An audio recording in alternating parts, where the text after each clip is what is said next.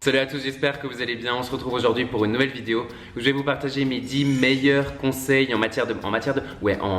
mode, tout simplement. Suite à la vidéo de la semaine dernière, vous avez été nombreux à me demander des conseils, à me poser des questions. Du coup, je me suis dit pourquoi pas regrouper tous les meilleurs, les meilleurs conseils que j'ai pu donner. Enfin, les meilleurs, hein, je suis pas non plus un fashion icon. Mais bon, voilà, pourquoi pas regrouper mes conseils en une vidéo, l'intégrer à la petite série, enfin la deuxième vidéo de ma série Back to School.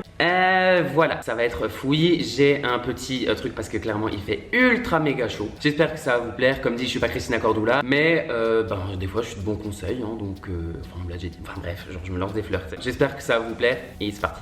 Alors si je devais donner un seul conseil, je pense que ça serait less is more. C'est pour ça que je l'ai mis en premier. C'est ce que je dis à chaque fois, le moins on en fait, le mieux c'est, et le moins on en fait, moins on a de chances de se tromper et d'associer des pièces qui n'ont rien à voir ensemble. Je compare souvent ça à l'expression la culture c'est comme la confiture, plus t'en as, plus tu l'étales, moins t'en as. C'est exactement la même chose. Alors que si on fait un truc ultra méga simple, on n'est pas moins stylé, au contraire. Par exemple, j'étais en vacances, je portais un t-shirt noir avec mon jean Sandro et ma paire de baskets Valentino, et on m'a dit que j'étais relativement bien habillé. J'étais en mode oui, je porte juste un t-shirt noir avec un jean clair, mais ça a fait son effet, c'est super stylé. C'est comme Victoria Beckham qui met un t-shirt blanc avec un jean clair. Bon, clairement je me suis inspiré d'elle, qu'on se le dise. Et c'est super stylé, et pourtant c'est relatif, c'est même pas relativement, c'est ultra simple. Donc voilà.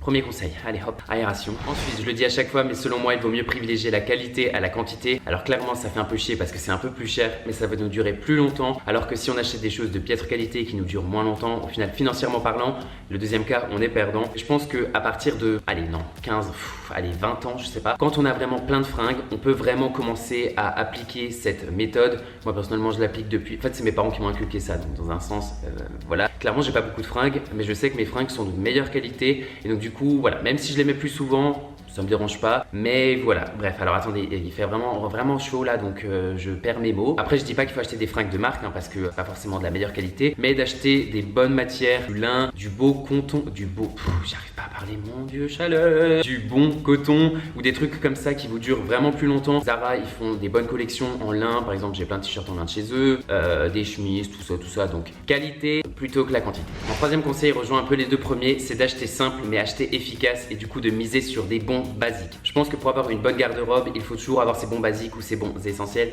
Référence à ma vidéo de la semaine dernière. Un t-shirt blanc, un t-shirt noir, un jean clair, un jean foncé, une paire de boots, une bonne paire de baskets. Vous avez des bons essentiels, et ensuite on peut acheter et se concentrer sur des pièces un peu plus excentriques ou originales, dirais-je. Si on n'a pas ces basiques, on va vraiment acheter tout et n'importe quoi, notamment parce que voilà, on achète une chemise rouge, mais j'ai pas un jean qui va avec, donc il faut acheter encore un jean, et au final vous êtes là en mode mince, mais j'ai pas une paire de baskets qui va avec, donc il faut encore acheter une paire de baskets. Alors que si vous avez vos essentiels, vos basiques qui vont à peu près avec tout, vous pouvez tout associer, et donc du coup voilà, vous n'avez pas besoin d'acheter 50 000 trucs. Donc, vous remercierez tonton Nathan et votre portefeuille aussi. Que calor, mon dieu. Ensuite, on m'a énormément demandé, Nathan, je sais pas quoi porter, qu'est-ce que je peux faire, machin. Donc ça va être un autre conseil après. Mais si vous ne savez pas quoi porter et que voilà, vous êtes un peu out of stock de fringues, portez du tout noir si vous ne l'avez pas fait. C'est toujours un très très bon allié. Mon allié de tous les jours, j'ai envie de dire. Par contre, je suis obligé de m'aérer, je suis désolé, il fait vraiment trop chaud. Mais voilà, le all black, c'est toujours une bonne tenue. C'est vraiment stylé. Là, vous allez voir le truc. Mais voilà, porter une tenue toute noire, c'est toujours super bien. Jean noir, t-shirt noir ou suite noire avec une paire de boots ou juste une paire de baskets. Mon cinquième conseil, c'est d'harmoniser sa silhouette. Si vous n'avez pas vu ma vidéo comment paraître plus grand et paraître plus mince, je vais vous la linker juste ici. Vous avez vu, je me suis pas trompé. Rentrer un peu sa chemise ou son t-shirt sur le côté ou sur le devant pour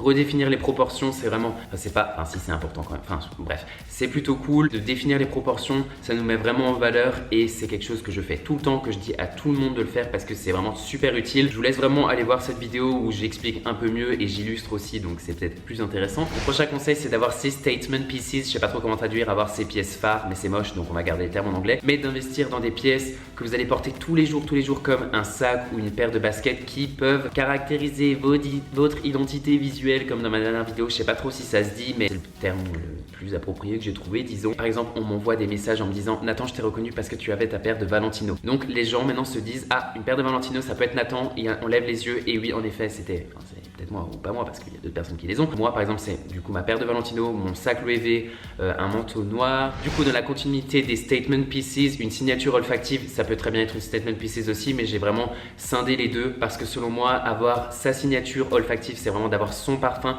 c'est relativement important. J'en ai déjà parlé dans ma dernière vidéo donc je vais pas m'étaler là-dessus non plus, mais d'avoir un parfum ça peut faire vraiment toute la différence. Ma mère elle porte Alien depuis vraiment longtemps. Quand je suis à Paris, et ben des fois je sens ce parfum, ça me fait penser à ma mère, au plat qu'elle me fait ou des choses comme ça ou des choses qu'on a déjà fait ensemble. Je sais pas si c'est clair parce que je sais pas trop comment expliquer pour le coup, je suis désolé. Alors après mon prochain conseil c'est de tenter et essayer, enfin c'est de sortir de sa zone de confort tout simplement. Il y a encore 1 an et demi, 2 ans, je ne pensais pas que j'allais porter autant de pantalons amples, assez larges et tout. Il y a eu un jour, je sais pas, je sentais la vibe, j'avais grave envie d'en essayer, je suis allé chez COS et depuis ben c'est l'amour fou. Je vais pas dire que j'en porte tous les jours, mais j'en porte relativement souvent. Qu'on ait son style ou pas, je trouve que c'est super, enfin c'est pas important mais c'est plutôt bien de sortir de sa zone de confort et d'essayer, donc pas forcément acheter parce que c'est sûr que si ça nous plaît pas ou si ça nous va pas on va pas acheter, mais voilà je trouve que d'essayer des nouvelles choses c'est vraiment bien pour apporter un plus à son style et à sa garde-robe, bien entendu, si on a toujours les bons basiques, n'oubliez jamais.